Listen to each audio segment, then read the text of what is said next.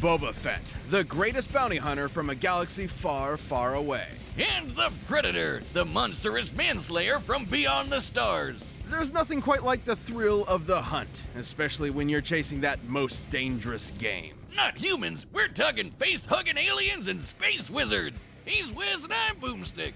And it's our job to analyze their weapons, armor, and skills to find out who would win a death battle.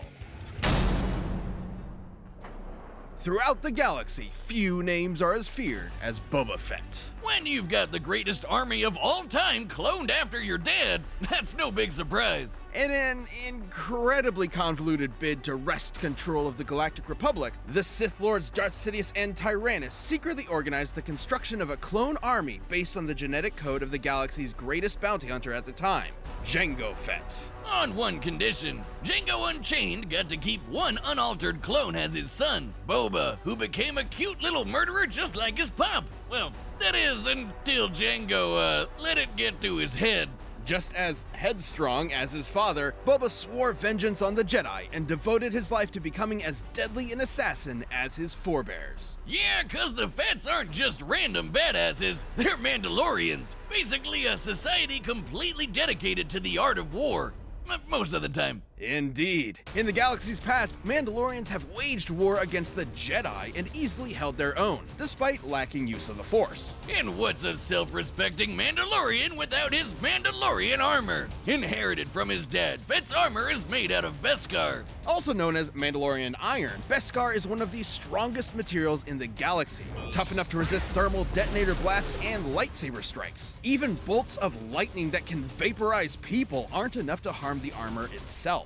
Fett's helmet has a targeting system, lets him see in infrared, and even has 360-degree vision. And his wrist-mounted vambraces, designed to counteract a Force user's powers, come with a variety of indispensable tools, like a flamethrower, fiber cord whip, mini concussion rocket, laser beam, and forearm blades. But when Fett wants to take his opponent by surprise, he breaks out the kneecap rockets. Not since the butt machine guns has Death Battle seen a weapon so devious. As a living Swiss Army gun, Fett prefers long-range combat. So it helps to have a jetpack for quick getaways, especially one with a rocket that can nuke small spacecrafts. He also has his trusty EE-3 carbine rifle and blaster pistol, which is powerful enough to vaporize a dude in one shot. But should an opponent get too close for comfort, or should his jetpack inevitably malfunction, Fett can reacquaint his victims with their maker with his Gatterfree stick, handcrafted by Fett himself as part of a Tusken rite of passage. Kind of like how Jedi make their lightsabers. Add in your classic flash bombs, sonic bombs, gas bombs, motion sensor bombs, and the uber-powerful thermal detonators, and Fetty's basically a one-man army.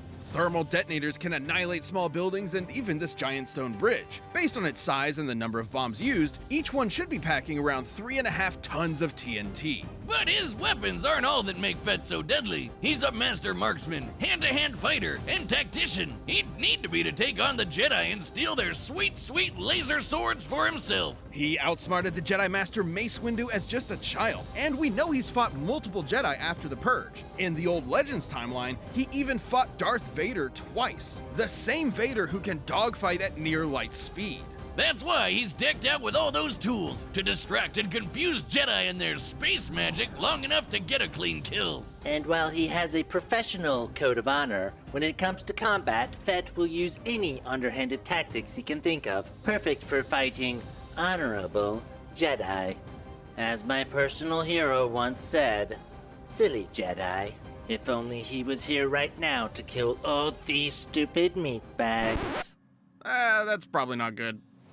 Boba can crumple steel doors with ease, outrace explosions with his jetpack, and was shot through the chest and just walked it off. He was, and I quote, very angry about it. Not even the Sarlacc, the giant monster space vagina itself, was able to hold him, no matter the continuity. Even into middle age, Boba remained a force to be reckoned with. In the older timeline, he led the Mandalorians to victory in the Yuuzhan Vong War, and even trained the Jedi Jaina Solo to defeat her brother, who just so happened to be a Dark Lord of the Sith. I guess even Boba was able to overcome his anti-Jedi prejudices. And then Disney axed all that. But who gives a shit when you're sitting pretty on Jabba's throne like an absolute pimp? Or like a panther. He even managed to defeat Cad Bane in a duel, possibly the greatest bounty hunter the galaxy had ever seen up until that point. Second greatest now is, and look at that dodge, channeling some of that Han shot first energy I see. So if you ever find yourself in Fett's crosshairs, don't bother running. You'll only die tired. The year was 1987. In the balmy jungles of Central America, an elite American Spec Ops unit would come into conflict with Soviet-backed insurgents. Their mission was a success, but little did they know, they were the ones being hunted. It was almost as if the jungle itself was killing them, but in reality it was a traveler from beyond the stars, a superhuman killing machine whose entire life was devoted to murder. This was a predator, and these men were its prey. And this alien hunter had more than enough gnarly gadgets to take Arnie and his crew down, like the plasma caster, a shoulder-mounted laser cannon. It has a tracking system connected to the Predator's biohelmet, which allows him to see in X-ray, UV, and night vision. This is on top of the Predator's own unique way of seeing, through natural infrared sight. Essentially, he tracks individuals by recognizing differences in heat signatures. Too bad humans can't do the same, since the Predator's full-body light-bending camouflage makes him invisible to the naked human eye, letting him blend into the shadows and pick off his prey one by one. But as ruthless as that sounds, the Predator is actually an honorable fighter, who relishes the chance to fight up close and personal with his iconic wrist blades. And guess what? For as bad as this one Predator was, this dude wasn't even that special. In fact, he was actually kind of a noob. There's a whole planet of these guys. These are the Yautja. Yautja? Yautja? Yautja? They never actually say it in the movies. Yautja society is based around one thing: hunting. The bigger and deadlier the game, the more honor slaying it brings. Which is why the Predators take on muscly 80s action heroes for breakfast. Just one failed hunt forever dooms a Yautja to humiliation or death. And since Yautja lifespans can last hundreds of years, that would mean that Elder Hunters have centuries of combat experience and have never been defeated. They have literally kept winning for hundreds of years. And this is the kind of Predator we're looking at today. The only way to become a fully independent hunter, a blooded hunter, is to slay their equally dangerous rivals, the Xenomorph. With bulletproof skin, acid blood, and retractable penis mouth, these aliens are dangerous enough to take down even the best Yautja hunters. Which is why they carry a greatly diversified arsenal compared to the original Jungle Hunter. These more exotic weapons are earned over the course of numerous successful hunts and are proof of a Yautja's mastery and experience. Like the retractable combi sticks, net guns, and controllable smart discs that vibrate at supersonic speeds. Allowing them to kill their ultimate equally dangerous rival, Gary Busey. They even carry a portable EMP that will disrupt all electronic devices in the vicinity, forcing their prey to fight them on their terms. Which is when they break out their plasma scythe, made of messed up evil laser energy. This dark plasma the scythe emits cannot be stopped by conventional matter. Instead of merely cutting a target, its energy passes through their body, ensuring their victim will die in as little as 4 hits. Even without his arsenal, the Predator is a literal beast. He's strong enough to tear through 2 inches of steel like it was tissue paper, casually invent the first Mortal Kombat fatality, and give Mother Nature the finger. Lions, tigers, and bears? Oh shit! It helps that Yautja armor is plasma forged, making it incredibly durable. The Predator is tough enough to tank huge gas explosions and fast enough to dodge laser beams. But even if a Predator is defeated, he is expected to perform one final rite, activating a countdown to a nuclear explosion that vaporizes everything within 300 city blocks. Based on the size of that blast, this would be exploding with 15 times the energy as the atomic bomb dropped on Hiroshima. So, when a Pred wants you dead, there's no escape. Not even an army of Xenomorphs and their queen are enough to take the toughest Predators down. When even Arnold fucking Schwarzenegger shits his pants in your very presence, you know you're as badass as they come. A goddamn sexual Tyrannosaurus.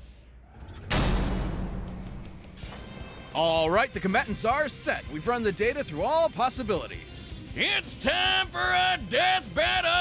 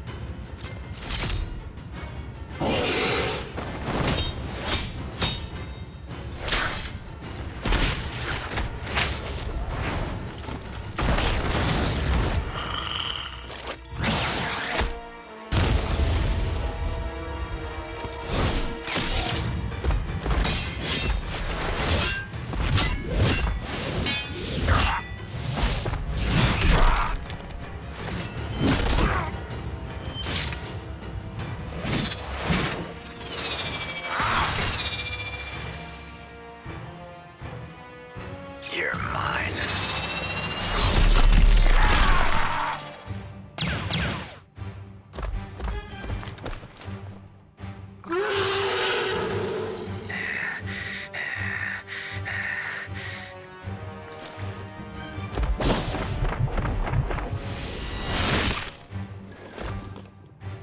Amateur.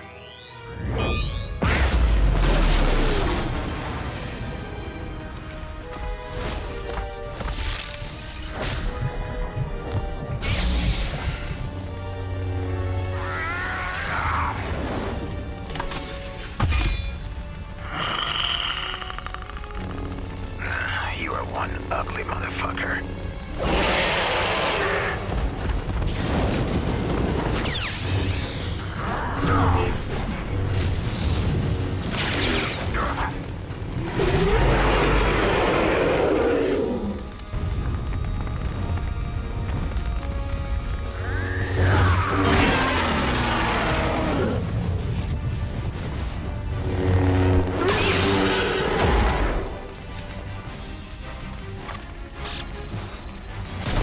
I'll be taking this. Fools.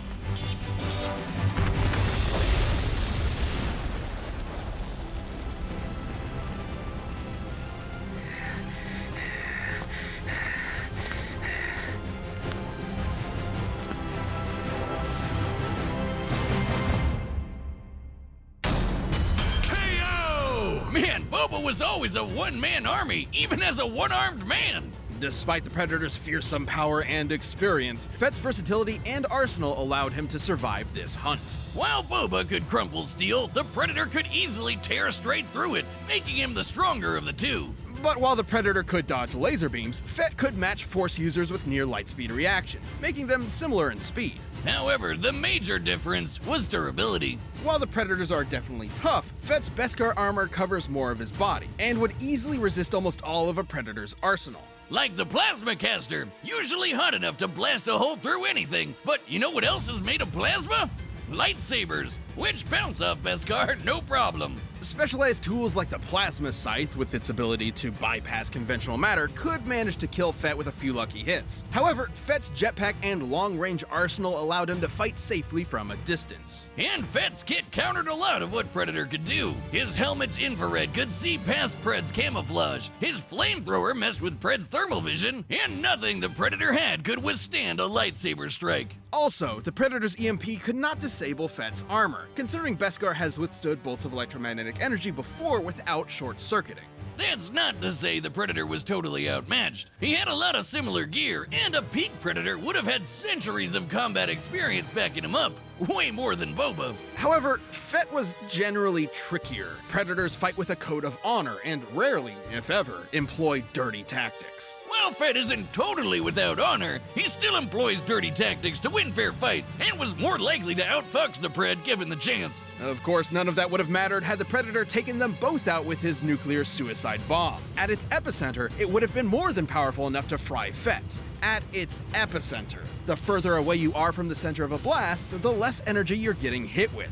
By our calculations, Boba only needed to get about 50 meters away before the energy he was tanking was only about as much as your average thermal detonator, which the Beskar can survive. And given the countdown lasts 40 seconds, there was more than enough time, especially with a jetpack. Hell, Arnie escaped the same attack just by sprinting. But perhaps the most important difference is the scope of their prey. Xenomorphs are definitely deadly, but they're not quite as dangerous as a master Force user who can read minds and throw starships around like they're made of paper. Fett was definitely prepared for anything the Predator could throw at him, even space magic. The Predator was as deadly and skilled as they come, but Fett's cunning, arsenal, and impenetrable armor gave him the win. Congrats to Boba! Give him a hand! Oh wait, he's already got one. The winner is Boba Fett.